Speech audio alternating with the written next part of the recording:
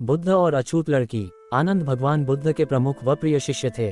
उनके स्वभाव में उदारता, स्नेह व सहिष्णुता जैसे गुण शामिल थे। वे सभी के प्रति समान व्यवहार करते थे।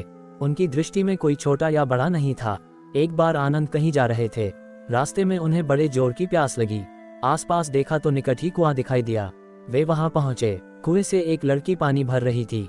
आनंद ने उसके पास जाकर कहा, बहन, मैं बड़ी दूर से आ रहा हूँ, मुझे बहुत जोर से प्यास लगी है, कृपा कर पानी पिला दो। उनकी बात सुनते ही लड़की कांप उठी, क्योंकि वह अछूत जाति की थी। वह जानती थी कि किसी ऊंची जाति के व्यक्ति को पानी पिलाना उसके अधिकार क्षेत्र से बाहर है। वह निगाह नीची कर चुपचाप खड़ी रही।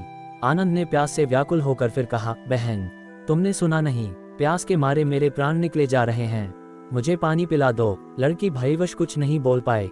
जब आनंद ने बड़े स्नेह से उससे पानी न पिलाने का कारण पूछा तो वह बोली, मैं निम्न जाति की कन्या हूँ, आपको पानी कैसे पिला सकती हूँ। उसकी बात सुनकर आनंद ने कहा, बहन, मैंने तुमसे पानी मांगा है, जाति तो नहीं पूछी। आनंद की उदारता ने उस कन्या का भय दूर कर दिया और उन्हें पानी पिलाकर वह धन्य हो गई। कथा का सार यह है कि ईश्वर की दृष्टि सम होने के कारण उसने सभी मनुष्यों को समान शरीर, बुद्धि और भावना से नवाजा है। अतः अपने सृष्टिकर्ता के विरुद्ध जाकर मानव में भेद करना सर्वथा अनुचित है।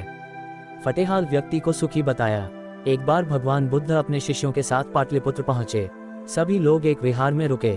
भोजन के बाद बुद्ध ने आनंद से अगले दिन से प्रवचन आरंभ करने को कहा। अगले दिन बुद्ध का प्रवचन सुनने बड़ी संख्या में लोग उपस्थित थे। बुद्ध प्रवचन देने के बाद लोगों से मिलते, उनकी समस्याएं सुनते और नेक सलाह देते। एक दिन प्रवचन के समय बुद्ध के शिष्य आनंद ने उनसे पूछा, भंते, आपके सामने हजारों लोग बैठे हैं, बताइए कि इनमें सबसे सुखी कौन है। बुद्ध ने एक विहंगम दृष्टि भीड़ पर डालते हुए कहा, वह देखो, सबसे पीछे एक दुबला पतला फटे वस्त्र पहने जो आदमी बैठा है, वह सर्वाधिक सुखी है। आनंद सहमत नहीं हुआ। वह बोला, ये कैसे संभव है, वह तो बहुत दयनीय जान पड़ता है। बुद्ध ने अपनी बात सिद्ध करने के लिए बारी बारी से सामने बैठे लोगों से पूछा, तुम्हें क्या चाहिए।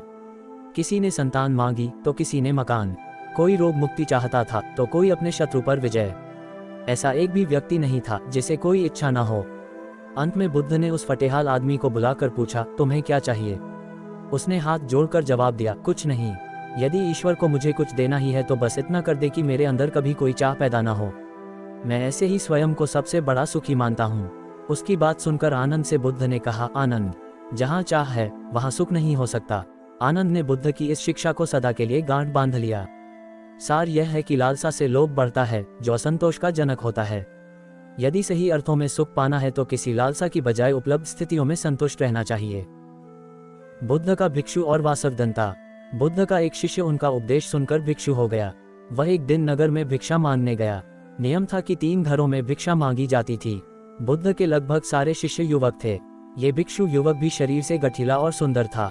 एक तो वह यौवन के रंग में रंगा हुआ था, अर्थात तन में आकर्षण था। दूसरा मन पवित्र था, अर्थात मन में ईश्वरीय शक्ति भरी हुई थी। जिसका तन और मन दोनों सुंदर है वह परमात्मा के निकट है। अंडस्को वह भिक्षु एक घर के सामने भिक्षा मांगने के लिए रुका।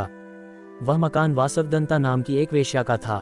वह भिक्षु की आवाज सुनकर तुरंत बाहर आए और द्वार पर देखा कि एक सुंदर नौजवान जिसका शरीर गठा हुआ है एवं उसका मुख एक अलौकिक आभा से युक्त है। उसको देखकर ऐसा लग रहा था कि वह भिक्षु युवक शांति और आनंद में डूबा हुआ है। वेश्या उसे देखकर हैरान रह गई, जबकि वह स्वयं भी बहुत सुंदर थी। सारा वैशाली नगर उसके पीछे घूमता था कि वह हमको स्वीकार कर ले, हमसे विवाह कर ले, पर वह किसी को भी स्वीकार नहीं करती थी। उस बलिष्ठ और सुंदर नौजवान भिक्षु को देखते ही वासवदंता उसे अपना दिल दे बैठी।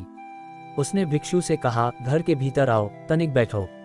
भिक्षु ने इनकार कर दिया, देवी, मैं अभी नहीं आ सकता हूँ। उद्धरण चिन्ह। वेश्या ने कहा, भिक्षु कभी इनकार नहीं करते, कोई बुलाए तो जाना चाहिए। मेरे भवन के भीतर आओ। हे भिक्षु, अगर भीतर आओगे तो कुछ न कुछ तो पाओगे ही। भिक्षु ने कहा, अगर कुछ देना है तो द्वार पर ही दे दो। उस वेश्या का दिल और दिमाग उस युवक के आकर्षण में बिल्कुल डूब चुका था। उसको कुछ सुनाई ही नहीं पड़ रहा था। वह भिक्षु कुछ क्षण रुककर आगे की ओर बढ़ गया।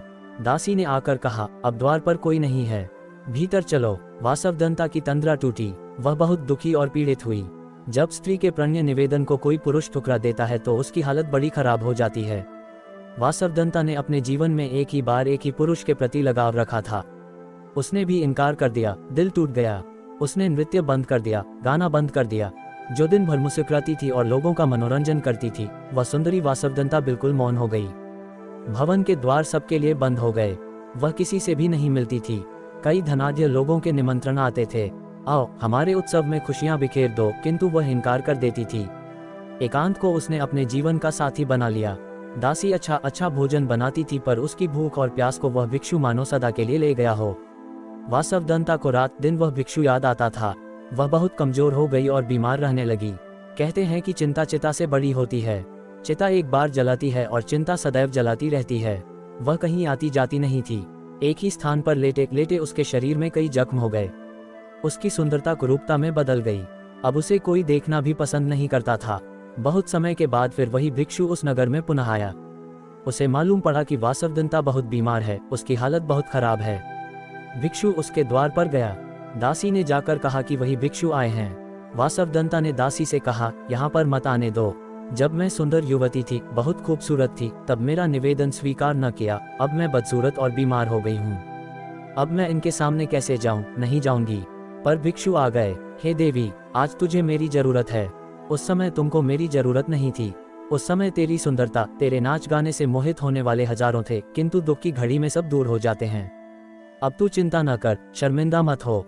मैं तेरे पास रहकर तेरी सेवा करूंगा। भिक्षु ने पवित्र भाव से उसकी सेवा की। वासवदत्ता की वासना मिट गई। उसका विवेक जाग उठा। भिक्षु उसे बुद्ध के पास ले गए। उसने प्रार्थना की, मुझे दीक्षा दो।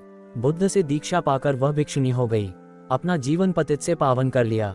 बहुत बहुत शुक्रिया। Thank you. चैनल को लाइक शेयर सब्सक्राइब जरूर करें। बहुत बहुत धन्यवाद दोस्तों। जय श्री महाकाल। जय जय महाकाल।